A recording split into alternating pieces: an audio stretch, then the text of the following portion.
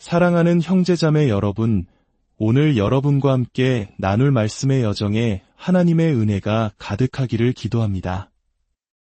우리가 함께 묵상할 이 시간이 여러분의 영혼의 깊은 울림과 깨달음을 주는 축복의 통로가 되기를 소망합니다. 본격적인 말씀에 앞서 만약 이 이야기가 여러분의 마음에 은혜를 더한다면 좋아요와 구독으로 주님의 말씀을 더 널리 전하는 작은 사역에 동참해 주시길 부탁드립니다. 여러분의 작은 손길 하나하나가 복음의 씨앗을 퍼뜨리는 귀한 섬김이 될 것입니다. 이 채널을 통해 주님의 사랑을 나누는 모든 분들에게 평안이 함께하기를 축복합니다. 요한계시록에는 오늘날까지도 많은 이들에게 회자되는 아주 유명하고 또 그만큼이나 자주 오해받는 구절이 있습니다. 바로 라오디게아 교회에 보내는 예수님의 편지입니다. 내가 차지도 아니하고 뜨겁지도 아니하도다. 내가 차든지 뜨겁든지 하기를 원하노라. 내가 이같이 미지근하여 뜨겁지도 아니하고 차지도 아니하니 내 입에서 너를 토하여 버리리라. 이 구절을 들으면 우리는 보통 이렇게 생각합니다. 뜨거운 것은 하나님을 향한 열정적인 믿음, 차가운 것은 하나님을 완전히 등진 냉담한 불신, 그리고 미지근한 것은 이도 저도 아닌 어중간하고 무관심한 신앙 상태라고 말이죠. 그래서 예수님께서는 차라리 나를 대적할 거면 화끈하게 대적하고 믿을 거면 뜨겁게 믿으라는 일종의 열정을 촉구하는 메시지라고 해석하곤 합니다. 하지만 과연 그것이 이 말씀의 본질일까요? 성경 어디에도 예수님께서 차라리 나를 대적하는 편이 낫다고 말씀하신 적은 없습니다. 그분의 부르심은 언제나 회개하고 돌아오라는 사랑의 초대였습니다. 그렇다면 이 뜨거움과 차가움, 그리고 미지근함의 진짜 의미는 무엇일까요?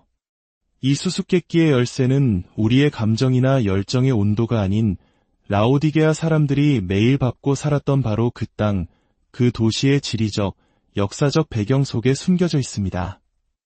라오디게아는 당시 소아시아에서 가장 부유한 도시 중 하나였습니다. 풍부한 천연자원과 번성하는 산업을 자랑했지만 이 도시에겐 치명적인 약점이 하나 있었습니다. 바로 자체적인 수원, 즉 마실 물이 없었다는 것입니다. 그래서 라오디게아 사람들은 두 곳에서 물을 끌어와야만 했습니다. 한 곳은 약 10km 떨어진 골로새였습니다. 골로새에서는 만년설이 녹아 흐르는 차갑고 신선한 샘물이 솟아났습니다. 이 차가운 물은 더위에 지친 사람들의 갈증을 풀어주는 상쾌한 생명수였습니다. 다른 한 곳은 약 18km 떨어진 히에라볼리였습니다.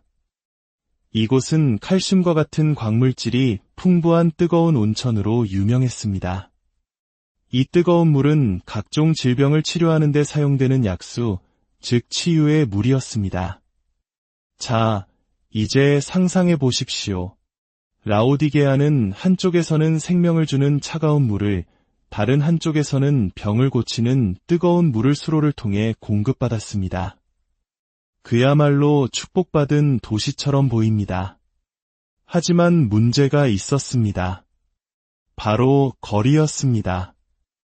골로새에서 출발한 차가운 생명수는 10km의 긴 수로를 따라 흐르는 동안 햇볕에 데워져 라오디게아에 도착할 때쯤엔 더 이상 시원하지 않은 미지근한 물이 되어버렸습니다.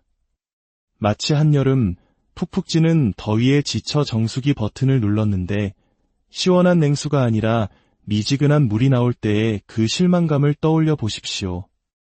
우리는 갈증 해소라는 본래의 목적을 잃어버린 그 물을 마시는 대신 뱉어버릴 것입니다. 히에라볼리의 뜨거운 치유의 물은 어땠을까요? 그 물 역시 18km나 되는 긴 여정 끝에 그 뜨거움을 잃고 미지근하게 식어버렸습니다. 게다가 물에 섞인 다량의 석회질 성분 때문에 식어버린 물을 마시면 역한 냄새와 맛으로 인해 구역질을 유발하기까지 했습니다. 치유라는 본래의 목적을 상실했을 뿐만 아니라 오히려 사람을 불쾌하게 만드는 쓸모없는 물이 된 것입니다.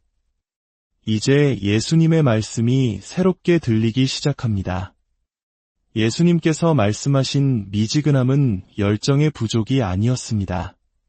그것은 바로 쓸모없음에 대한 통렬한 지적이었습니다. 라오디게아 교회는 차가운 물처럼 영적으로 목마른 자들에게 시원한 생수를 제공하며 상쾌함을 주지도 못했고, 뜨거운 물처럼 병들고 상처받은 영혼들을 치유하는 능력도 발휘하지 못했습니다. 그들은 존재의 목적을 잃어버린 것입니다.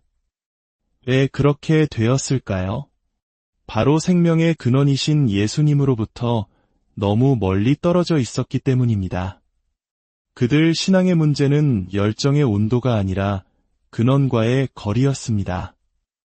예수님께서는 이 영적 질병의 증상을 정확히 진단하십니다. 내가 말하기를 나는 부자라 부요하여 부족한 것이 없다나, 이것이 바로 라오디게아의 정신이었습니다. 그들은 실제로 어마어마한 부를 축적한 도시였습니다. 서기 60년 대지진이 이 지역을 휩쓸었을 때 로마 제국은 재건을 위한 구호금을 보내주려 했습니다. 하지만 라오디게아는 우리는 당신들의 돈이 필요 없소.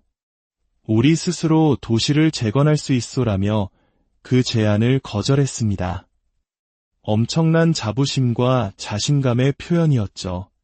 이 모습, 어쩌면 물질적 풍요 속에 살아가는 오늘날 우리들의 모습과도 닮아있지 않습니까? 모든 것을 내 힘으로 이룰 수 있다고 믿는 교만함. 더 이상 하나님을 간절히 찾지 않는 영적인 나태함. 나는 부자라 부족한 것이 없다고 외치는 그 순간 우리는 하나님 없이도 살 수 있다는 가장 치명적인 영적 질병에 걸리게 됩니다. 당시 소아시아의 다른 교회들은 로마의 핍박 속에서 신앙을 지키기 위해 세상의 부와 타협하지 않았고, 그로 인해 극심한 가난과 어려움을 겪고 있었습니다. 그러나 라오디게아 교회는 풍요를 누렸습니다.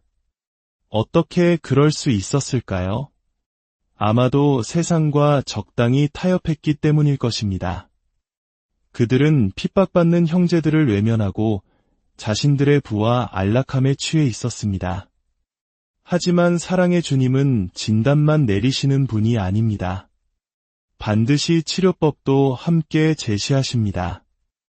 예수님께서는 라오디게아가 가장 자랑스러워하는 세 가지를 통해 역설적으로 그들의 영적 실체를 드러내고 참된 해결책을 보여주십니다.